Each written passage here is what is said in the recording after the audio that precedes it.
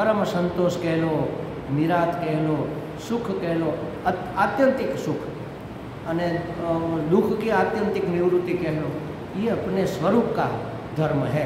किसी वस्तु, व्यक्ति, पदार्थ का धर्म नहीं है, किसी परिस्थिति का भी धर्म नहीं। हम क्या करते हैं, परिस्थिति को ठीक करने में लगे रहते हैं। परिस्थिति ठीक हो गई तो मनस्थिति ठीक नहीं है, दिमाग ठिकाने नहीं, फिर मनस्थिति ठीक की तब भी मुश्किल। आत्मस्थिति जब तक प्राप्त नहीं होगी तब तक चाहे परिस्थिति बदलो, चाहे मनस्थिति बदलो, आत्मस्थिति में स्थित हुए बगैर हमें पूर्णता का अनुभव नहीं होगा। इसलिए यहाँ कहा कि बाह्य विषय में से जो आनंद मिलता है वह वास्तव में हमने कभी उसका विश्लेषण ही नहीं किया। वो वास्तव में आनंद है ही नहीं, वो क्षणिक होता है, बस आता है और चला जाता है। वो अपना कैसे हुआ? कोई भी विषय ले लो आप, दृश्य ले लो, शब्द ले लो, स्पर्श ले लो, कोई भी क्षणिक होता है, थोड़ी देर के लिए होता है, हमेशा थोड़ी टिकता है और थोड़ी देर के लिए होता है और फिर क्या उसमें एक दिक्कत, दुख मिश्रित होता है, प्योर आनंद नहीं, दुख मिश्रित होता है। देख लो, भोजन में मजा आ गया, अब पचाने का प्रॉब्लम, और कितना दुख। हमारे शास्त्र में तो कहा है कि देखो विषयों का आनंद, प्राप्ति में दुख, उसको प्राप्त करना है तो परिश्रम करना पड़ेगा, दिन रात एक करके पैसे कमाने पड़ेंगे, तब सुविधा मिलेगी, एसी, पंखा, गाड़ी, बंगला, ये सब। तो प्राप्ति में दुख, और उसका जब भोग करते हैं तब उसको बनाए रखने का दुख कि भी भोगेंगे तो ये तो खत्म हो जाएगा, पैसे उड़ाएंगे तो फिर हम फिर से बेकार हो जाएंगे, तो उसको बनाए रखने की पीड़ा, उसकी चिंता, उस चिंता का दुख, और ख़त्म हो जाने पर उसके वियोग का दुख, अरे कितना हमारे पास था अब तो कुछ नहीं रहा, तो इसका दुख। तो दुख ही दुख है। हर कदम पर विषयों में से, समाज में से, संसार में से जो हमें सुख रूप लगता है वह क्षणिक है और आत्यंतिक दुख से मिश्रित है। लड्डू खिलाए लेकिन उसके अंदर नीम के पत्ते मिलाए हुए थे, तो उसकी मिठास कहाँ आएगी? थोड़ा बहुत मीठा लगेगा, ज़्यादा तो कड़वा ही लगेगा।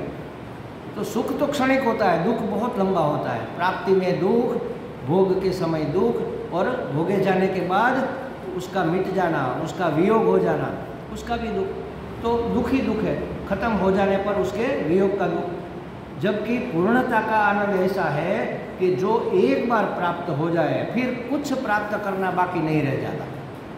एक बार स्वरूप की प्राप्ति हो जाए, कहते हैं एक के ज्ञान से सबका विज्ञान हो जाता है। एक को प्राप्त कर लेने से सब प्राप्त हो जाता है।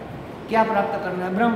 ब्रह्म ने सब कुछ आ गया ना, उसमें कुछ बाकी ही नहीं रहा। बाकी रहे तो उसको ब्रह्म कैसे कहेंगे?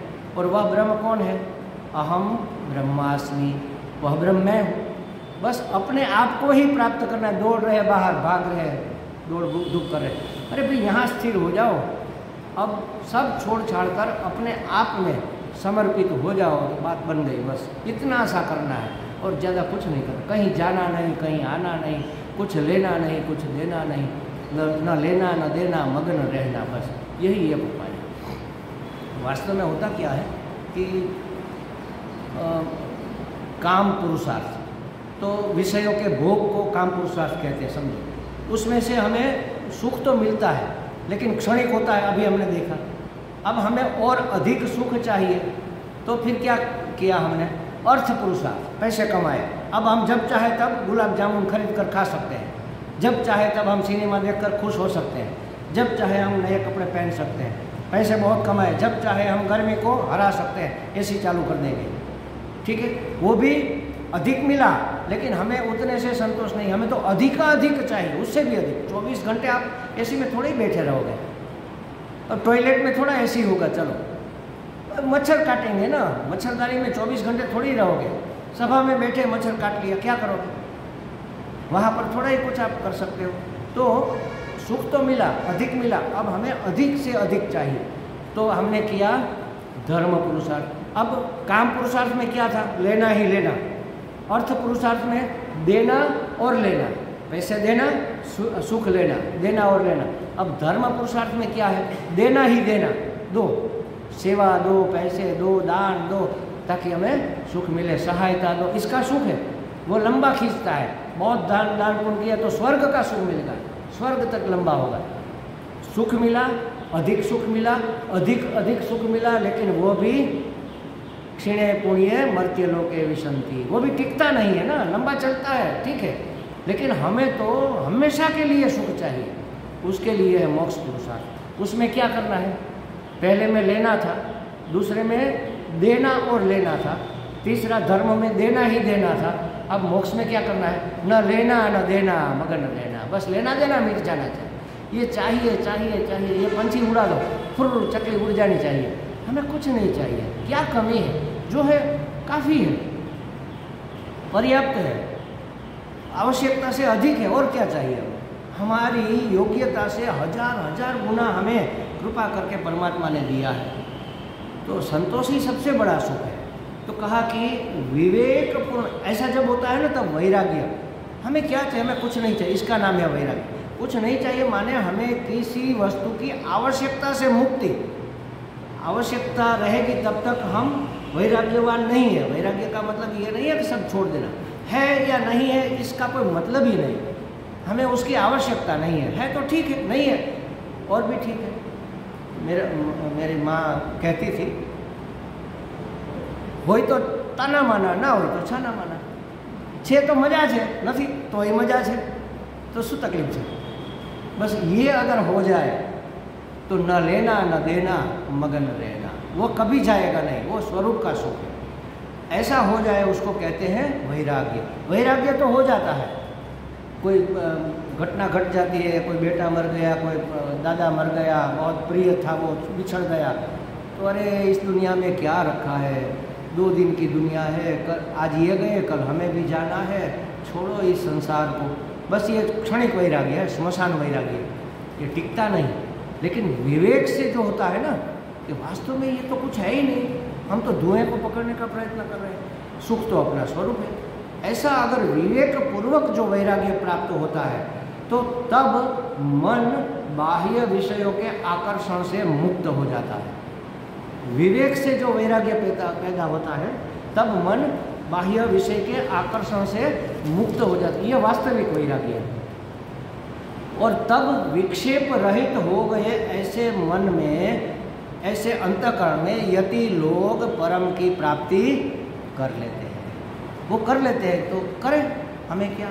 अगर हमें करना है तो ये उपाय है। ब्रह्मा जी अश्वलायन जी को बताते हैं कि ऐसे कुछ यतियों ने परम की प्राप्ति की है, माने अगर आपको करनी है तो आप इस रास्ते पर चलो।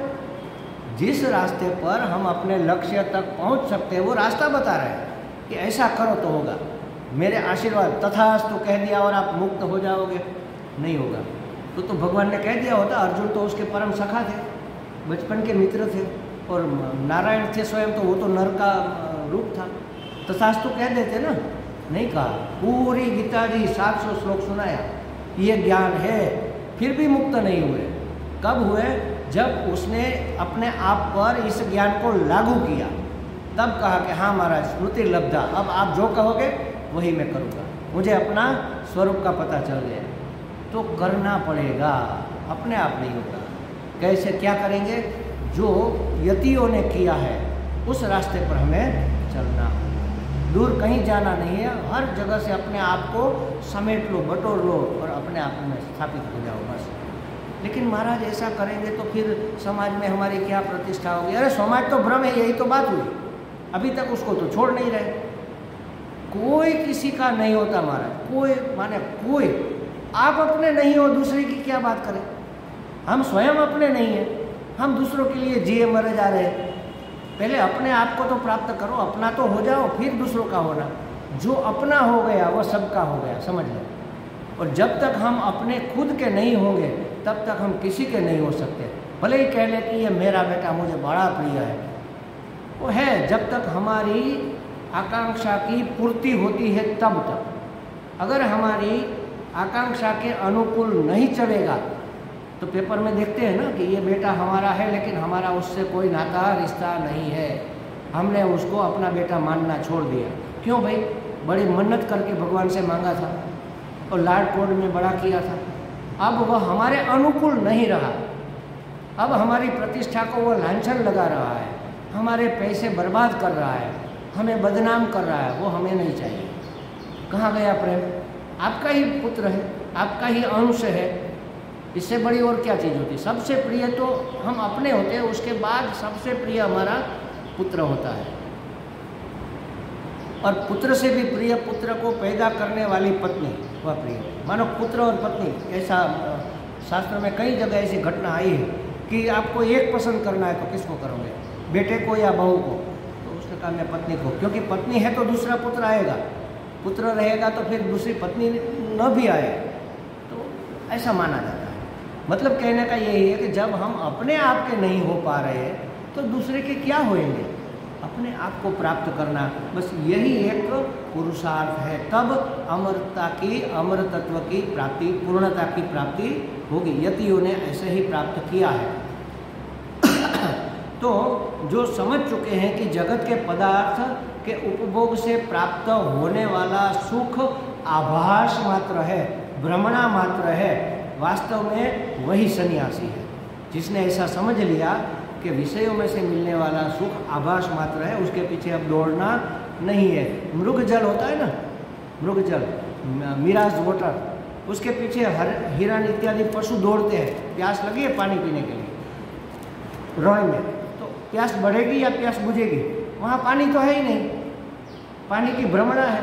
बस उसी तरह संसार के जो विषय है मृग जलवत है, उसके पीछे भागेंगे, तृप्ति होगी नहीं। लगता है बस पकड़ में आ गया, बस अब जरा थोड़ा सा दूर, थोड़ा सा दूर। ये ऊँट का गाजर है, ऐसे लटकाए रखा है, चाहे कितना भी दौड़े गाजर के अंदर, उसका डिस्टेंस उतना ही रहेगा। हम अपूर्ण है। एक युवक अपने आप को समस्या से घिरा हुआ अपूर्ण मानता है, तो उसने सोचा चलो शादी कर लेते हैं, तो 2 आधे मिलेंगे तो एक पूरा हो जाएगा। वहाँ गणित काम नहीं कर रहा है, डबल अधूरे हो जाएंगे। एक आधा दूसरे आधे से मिले तो पूर्ण नहीं होता, ये गणित में होता है, परमार्थ में नहीं होता। अधूरप बढ़ेगी या घटेगी? अपनी समस्या थी, अब उसकी भी आ गई। अपना पेट पालना था, अब उसको भी पालना है, और 2 में से फिर 3 और 4 हुए, तो सबकी समस्या का सामना। अब अपने एक ही समस्या का सामना नहीं हो रहा था, असुविधा हो रही थी, इसलिए शादी की कि चलो उसको प्राप्त कर लेंगे तो सुख मिलेगा। तो दुख डबल हो गया। सुख तो जितना था उतना ही रहा, थोड़े दिन लगता है कि सुख मिला, लेकिन फिर प्रॉब्लम ही प्रॉब्लम, प्रॉब्लम ही प्रॉब्लम, सब प्रकार का सुख। अकेले 6-4 के पलंग में ऐसे लेटते थे, अब ऐसे सोना पड़ता है। वहाँ से लेकर मृत्यु पर्यंत सब जगह में अब आधा हो गए, आधा बट गया। तो सुख हुआ कि दुख हुआ? तो कहते हैं कि अनंत में से चाहे कितना भी बार माइनस करो, अनंत ही रहेगा, और अंतवान को चाहे कितना भी प्लस करो, कभी अनंत नहीं होगा। 1 लाख, 1 करोड़, 10 करोड़, खर्व निखर्व, जो भी पद्म विपद्म, जो भी आपको चाहे जितने भी शून्य लगा लो, अनंत नहीं होगा। अनंत कौन होगा? मेरा स्वरूप है अनंत। बाकी तो हर एक वस्तु का अंत होना ही होना है। तो कहा कि ऐसा आभास मात्र जो समझता है, वास्तव में वही सन्यास। सन्यासी का मतलब क्या है? न्यास माने त्याग, वस्तु अलग है, न्यास अलग है। त्याग माने छोड़ देना, और न्यास माने समर्पण कर देना। परमात्मा के चरणों में रखा, न्यास। हमने हाथ में भगवान का, पाँव में विष्णु का न्यास किया।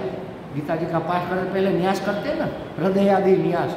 हृदय में उसको स्थापित किया, हृदय में भगवान बैठा है, इसको मैंने अपना मन अर्पण किया।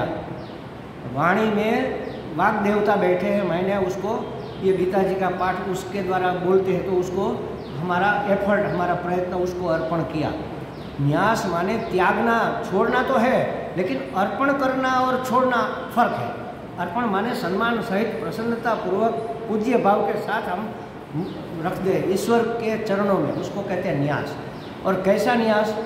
सम्न्यास, सम्यक माने अंदर बाहर ऊपर नीचे आजू बाजू हर तरह का, हर प्रकार का, हर समय, हर घड़ी, हर स्थान में हर वस्तु का न्यास, कुछ बाकी न रह जाए, उसको सम्यक कहते हैं। सम्यक न्यास, अच्छी तरह से समर्पित हो जाना स्वस्वरूप को, परमात्मा को, आत्मा को, उसका नाम है संन्यास। तो विषयों में आभास मात्र है ऐसा जो समझता है, उसको ही संन्यास की प्राप्ति होती है।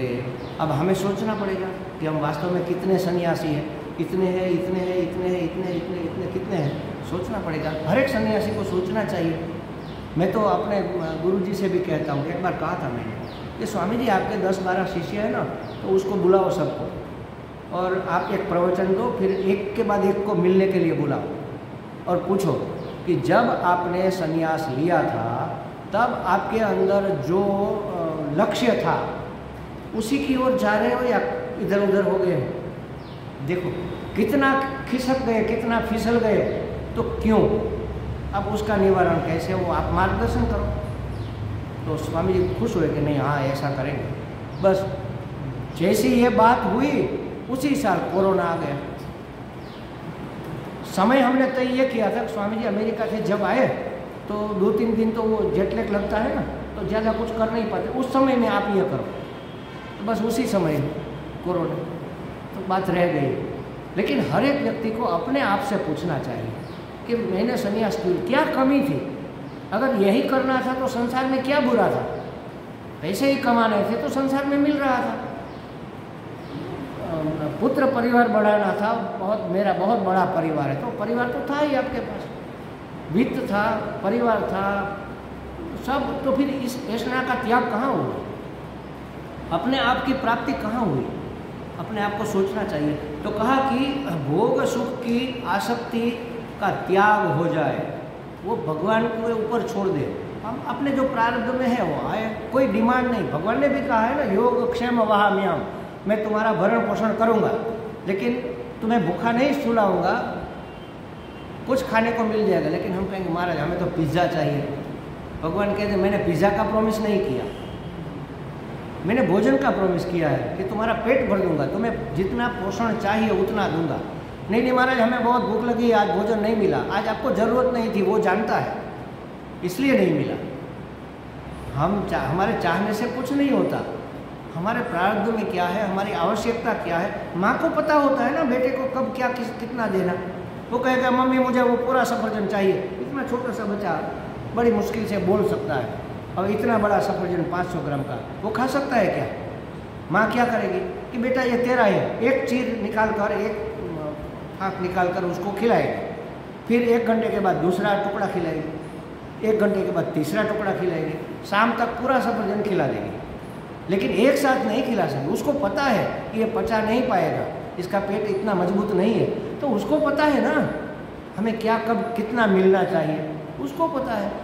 हमारा मन का हो जाए तभी हम सुखी, यही तो गलत धारणा है।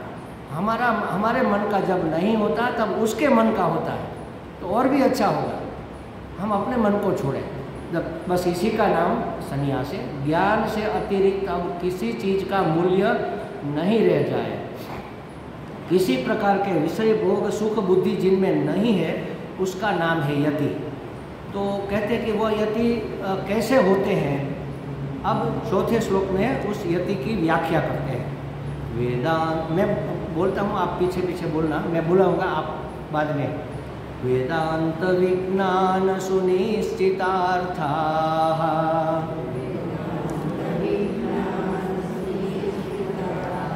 संन्यास योगाद्यतय शुद्ध सत्वाः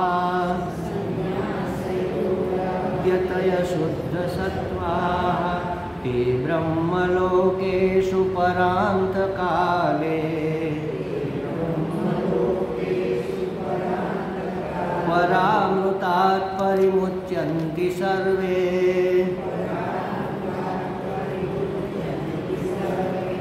हाँ, क्या कहा? वेदांत विज्ञान सुनिश्चितार्थाः। देखो ज्ञान और विज्ञान में क्या फ़र्क है। हमने जान लिया वह ज्ञान है, उसको अपने जीवन में उतारा उसका नाम विज्ञान है, उसके अपने अनुभव में उतार लिया उसका नाम विज्ञान है। तो वेदांत तो हम सब जान गए ना, सब मिथ्या है। ब्रह्म शंकराचार्य जी ने आधे श्लोक में कह दिया पूरे शास्त्र का सार, ब्रह्म सत्य जगन मिथ्या, हो गई बात खत्म। जीवो ब्रह्मैव ना परम, हे जीव तू ब्रह्म से अलग नहीं है, सब ब्रह्म ही ब्रह्म है, तू भी ब्रह्म है, और ब्रह्म ही सत्य है, जगत मिथ्या है। इससे ज़्यादा किसी शास्त्र को और कुछ नहीं कहना है। मान लो आप कोई भी शास्त्र उठा कर दे लो, अंत में उसका यहीं पर छोर आकर रुकेगा। उसका निष्कर्ष यही होगा, ब्रह्म सत्य जगन मिथ्या, जीवो ब्रह्मैव ना परे। तो ब्रह्म सत्य है, जगत मिथ्या है। अब हमें तो जगत मिथ्या लगता नहीं, हमें तो सत्य लगता है ना। तो ब्रह्म सत्य लगता है और जगत भी सत्य लगता है। दो सत्य तो हो नहीं सकते, दो पूर्ण हो नहीं सकते।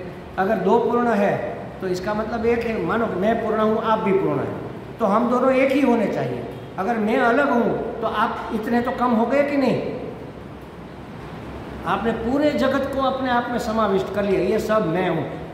हम कहते हैं ना सब भगवान है, वो हमने मान लिया सब भगवान है, लेकिन ये मेरा पड़ोसी वो भगवान नहीं। तो आपने सब नहीं कहा, सब में सब आ जाते हैं ना, कोई बाकी नहीं रहेगा। सब भगवान है, सब ब्रह्म है, तो मैं क्या हूँ? नहीं, मैं तो, मुझे पता है मैं तो अज्ञानी हूँ, मैं ब्रह्म नहीं, बाकी सब भगवान। तो सब भगवान नहीं होगा। जब तक यहाँ भगवान नहीं होगा तब तक सामने होगा ही नहीं। जब तक हम अपने आप को देह या शरीर मानते हैं तब सामने भगवान कैसे देख सकते हैं? सामने वाले को भी शरीर मानेंगे। सुंदर है तो खुश होंगे, असुंदर है तो मुंह फेर लेंगे। शरीर को ही तो देख रहे हैं, अस्थिपाति प्रिय को कहाँ हम देख रहे हैं? इस रूप में अभिव्यक्त परमात्मा को कहाँ देख रहे हैं? तो सब ब्रह्म कब होगा? जब ये ज्ञान विज्ञान में परिणत होगा, माने हमारे व्यवहार में आएगा। अब मिथ्या जगत है तो हमें मिथ्यात्व का एहसास क्यों नहीं होता? हमें क्यों मिथ्या नहीं लगता? सत्य क्यों लगता है? क्योंकि हमने विवेक नहीं किया। सबसे खाटले मोटी खोट विवेक नो अभाव। अगर विवेक हो जाए, अपने आप आगे आगे आगे आगे। पहली कक्षा पास कर ली, समझो बच्चा पढ़ने के लिए गया स्कूल में, हमने डाला स्कूल में, 1 साल हो गया, पहली कक्षा पास कर ली। अब दूसरी कक्षा में जाने के लिए उसको क्या करना पड़ेगा? पास कर ली का मतलब ही है दूसरी में आ गया। आई बात समझ में? ब्रह्म सत्य कब होगा? जब जगत मिथ्या होगा। हमें तो जगत सत्य लगता है, इसलिए ब्रह्म कहीं दिखता ही नहीं। अब जगत मिथ्या है, उसके लिए क्या करें? तो विवेक करो कि वास्तव में ये सत्य है। सत्य किसको कहते हैं? जो त्रिकाल अबाधित होता है, तीनों काल में जो टिके रहता है। और कैसा? वैसा का वैसा, थोड़ा भी परिवर्तन हुए बगैर, लेश मात्र भी उसमें अगर परिवर्तन है तो वह नित्य नहीं हो सकता। परिवर्तन का मतलब है विकार। जिसका विकार होता है उसका नाश भी होता है। षड विकार, एक विकार हुआ, जन्म हुआ तो मृत्यु होगी ही, वृद्धावस्था आएगी ही, वृद्धि होगी ही, रोग होगा ही। जिसका जन्म है उसकी मृत्यु है।